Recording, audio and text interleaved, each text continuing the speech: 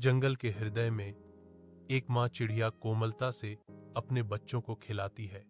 एक शांत आनंद का दृश्य प्रकट होता है। अचानक एक भयंकर आग जंगल को निगल जाती है, जो मनमोहक दृश्य को जानवरों के आतंक में भागने के लिए बदल देती है।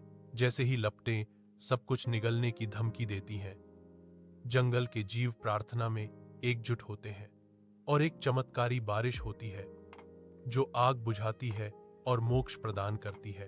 एक धूप से सराबोर वन में एक छोटा सफेद बिल्ली उदास बैठा है, जिसके फर को हल्की हवा ने हिला दिया है।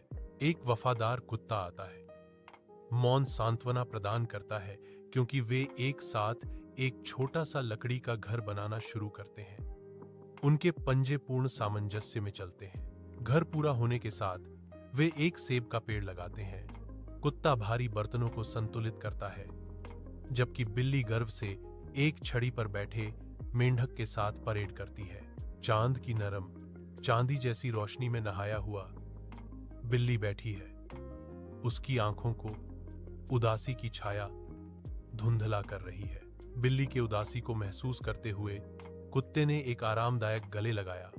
उसके पंजे धीरे से अपने दोस्त को घेरे हुए थे।